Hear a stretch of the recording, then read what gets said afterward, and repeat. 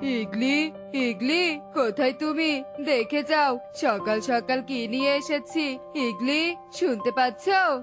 ও মা, সকাল সকাল এত সবজি তুমি কার কাছ থেকে নিয়ে আসলে? কবুতরের কাছ থেকে বউ। ওই বেটা কবুতর সকাল সকাল ওর জমি থেকে সবজি তুলে শহরের দিকে যাচ্ছিল বিক্রি করার জন্য। ঠিক তখনই আমি গিয়ে ওর কাছ থেকে এগুলো কেড়ে নিয়ে এসেছি। খুব ভালো করেছো। যাও যাও, এবার তুমি এগুলো বিক্রি করে টাকাগুলো ব্যাংকে জমা রেখে এসো। ঠিক বলেছো, আমি এক্ষুনি যাচ্ছি। এই বলে ঈগল সবজির ঝুড়ি নিয়ে বিক্রি করার উদ্দেশ্যে চলতে থাকে। বন্ধুরা, ঈগল অনেক অত্যাচারী আর লোভী পাখি। ঈগল ক্ষমতার দাপট দেখিয়ে বনের সাধারণ গরিব পাখিদের উপর অত্যাচার করে, আর বনের পাখিরা ঈগলকে কিছুই বলতে পারে না। এভাবেই কয়েকদিন কেটে যায়। একদিন, টিয়ে, আমি ডিম বিক্রি করতে বনে যাচ্ছি। তুমি মুরগি দুটোকে সময় মতো খেতে দিও। আচ্ছা ঠিক আছে তোতা। তোতা আর কিছু না বলে যেই সামনের দিকে পা বাড়ায়, ঠিক তক্ষুনি সেখানে ঈগল চলে আসে। আরে তোতা, ডিম নিয়ে কোথায় যাচ্ছিস? বিক্রি করতে বুঝি? না মানে মানে হ্যাঁ হ্যাঁ দাদা, কিন্তু তুমি এখানে কেন? হা, হা, হা, হা, হা। আমি এখানে কেন সেটা এখনো বুঝতে পারিসনি? হা, হা, হা, হা, হা। দাদা, তুমি তুমি কি ডিমগুলো কেড়ে নিতে এসেছো নাকি? ডিমগুলো কেড়ে নিও না দাদা, দয়া করে কেড়ে নিও না। আরে পাগলি, আমি ডিম নয়, ডিম যে পারে আমি সেই মুরগি নিতে এসেছি। কোথায় কোথায় তোদের মুরগি? ওই তো, দে দে, তোদের মুরগি দুটো আমাকে দে। না না দাদা, দয়া করে মুরগি দুটোর দিকে নজর দিও না। এই মুরগি দুটোর ডিম বিক্রি করে যে আমরা সংসার চালাই, ওই দুটো না থাকলে যে আমরা না খেতে পেরে মরে যাব। তোরা মরবি না বাঁচবি তাতে আমার কি? আমার ওই দুটো মুরগি চাই মানে চাই।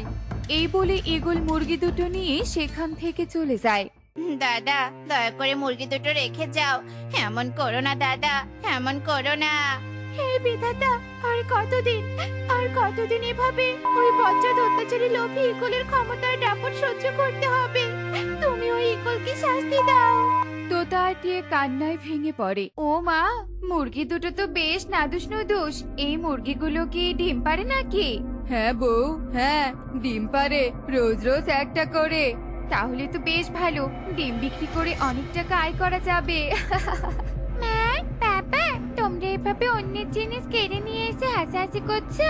তোমরা জানো না এরকম কাজ করা অনেক বড় অপরাধ? আমি বইয়ে পড়েছি যে অন্যের জিনিস জোর করে লোভের বশে কেড়ে নেয়, বিধাতা তাকে শাস্তি দেয়। বাবা মা, তোমরা দয়া করে এমন অন্যায় কাজ থেকে বিরত থাকো।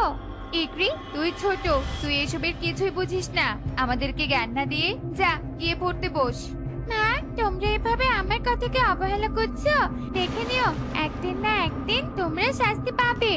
ইকরিমা, অনেক হয়েছে, এবার যা, বড়দের মাঝে কথা বলতে নেই।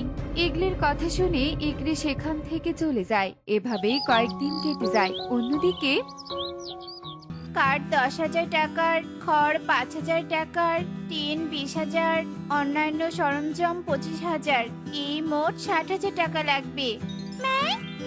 60,000 টাকা কি করতে লাগবে গো? আর তুমি এসব কিসের হিসাব করছো? মারি, আমাদের এই ভাঙা ঘরটা ঠিক করতে 60,000 টাকা লাগবে। আর কোন কোন জিনিস কিনতে কত টাকা লাগবে আমি তারই হিসাব করছি। দেখি শর্ত, আলমারি থেকে টাকার ব্যাংকটা বের করে টাকাগুলো হিসেব করে দেখি কত টাকা জমা হয়েছে। এই বলে টুনি তার ঘরের এক কোণে থাকা ভাঙা আলমারি থেকে একটা টাকার ব্যাংক বের করে আর ব্যাংকটা ভেঙে জমানো টাকাগুলো হিসাব করতে থাকে। এই 10,000, 30,000, 60,000, এই 61,000, 62,000, 65,000। 65,000 টাকা জমা হয়েছে। টুকি মা, আমাদের আর ভাঙা ঘরে থাকতে হবে না। এই টাকা দিয়ে আমরা নতুন ঘর বানাবো। সত্যি বলছো? অনেক মজা হবে নতুন ঘরে থাকতে। তা মা, কোন দিন নতুন ঘর বানাবে? কালকে রে মা, কালকে। ওরা দুই মা মেয়ে এভাবে কথা বলতে থাকে। এদিকে ইগলি ওদের ভাঙা ঘরের জানালা দিয়ে সব দেখে ফেলে আর সব শুনে বলতে থাকে, ও মা গো, কতগুলো টাকা জমা করেছে বাড়ি বানানোর জন্য। তুই বাড়ি বানাতে পারবি না, তোর টাকার উপর আমার নজর পড়েছে। আমি এক্ষুনি গিয়ে ইগলকে সব বলে দিচ্ছি। কি বললে? 65,000 টাকা জমা করেছে? আমি এক্ষুনি যাচ্ছি ওই টাকাগুলো কেড়ে নিয়ে আসতে। যেই বলা সেই কাজ, ঈগল টুনির বাড়িতে চলে আসে। তুই নাকি কতগুলো টাকা জমিয়েছিস, কোথায় রেখেছিস সেই টাকা? আমি ওই টাকাগুলো নিতে এসেছি, দে আমাকে ওই টাকাগুলো দে। মানে ইগল দাদা, কে বলেছে তোমাকে আমি টাকা জমা করেছি? আমি কোনো টাকা জমা করিনি দাদা। মিথ্যে, আমার বউ ইগলি নিজের চোখে দেখেছে তোকে টাকা হিসাব করতে। জলদি জলদি ওই টাকাগুলো আমাকে এনে দে, নয়তো আমার ক্ষমতা সম্পর্কে তো তোর ধারণা আছেই। ইগলি দিদি ভুল দেখেছে, আমি কোনো টাকা হিসাব করিনি, আমি সত্যি বলছি দাদা। এই বলে ঈগল জোর করে টুনিদের ঘরে প্রবেশ করে আর আলমারি থেকে টাকাগুলো বের করে নেয়। দাদা, দয়া করে ওই টাকাগুলো নিও না। আমি অনেক কষ্টে অন্যের বাসায় কাজ করে এই টাকাগুলো জমিয়েছি একটা নতুন ঘর বানানোর জন্য। দয়া করো দাদা, সামনে বর্ষাকাল, একটা নতুন ঘর বানাতে না পারলে যে আমাদের ভাঙা ঘরে থাকতে হবে। আমার কোনো দয়া মায়া নেই, সর সামন থেকে, আমাকে যেতে দে। টুনি তার জমানো টাকার সুখে কাঁদতে থাকে। লোভী ঈগলের অত্যাচার দিন দিন বাড়তে থাকে। একদিন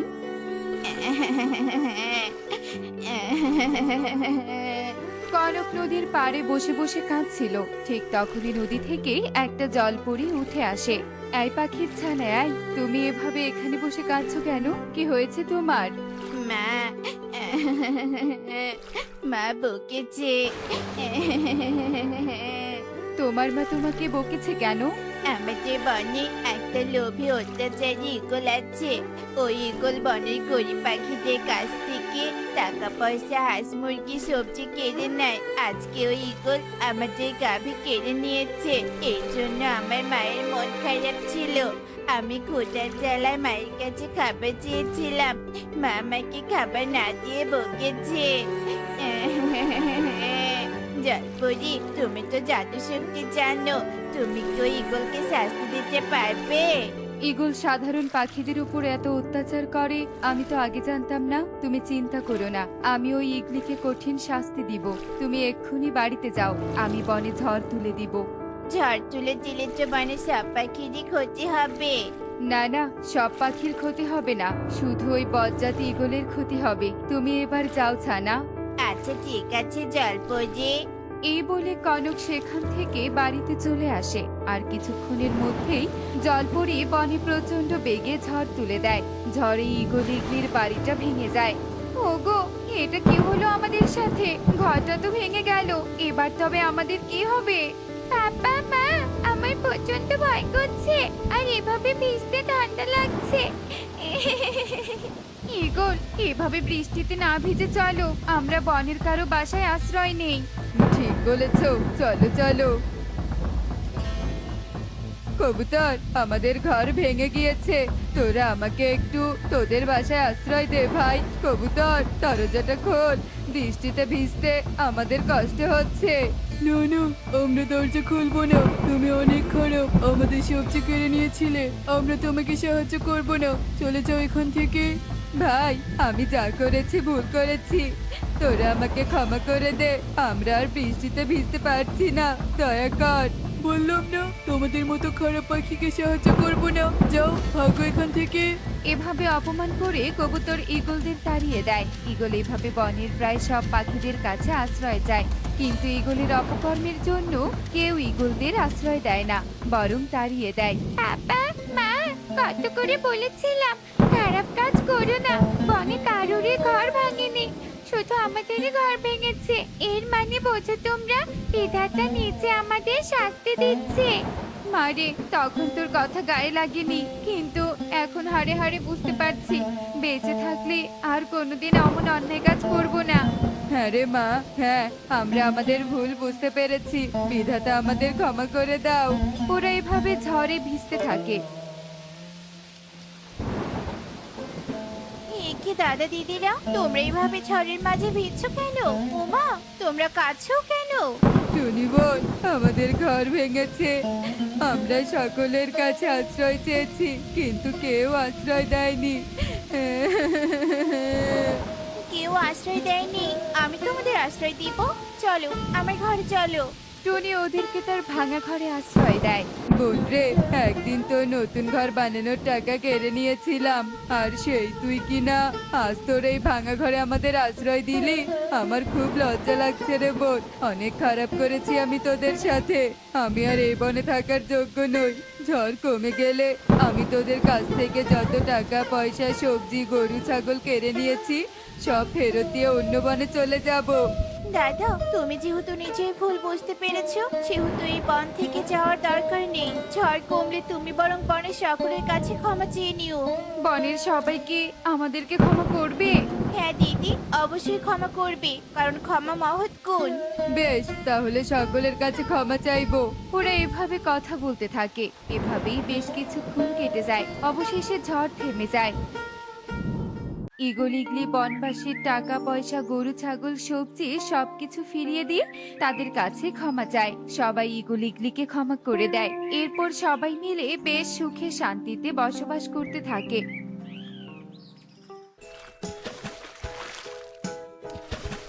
এমনই সব মজার মজার শিক্ষণীয় টুনি পাখির গল্প দেখতে আমাদের পাশেই থেকো। আর গল্পগুলো কেমন হচ্ছে তা কমেন্টে জানাতে ভুলো না কিন্তু। Bye bye.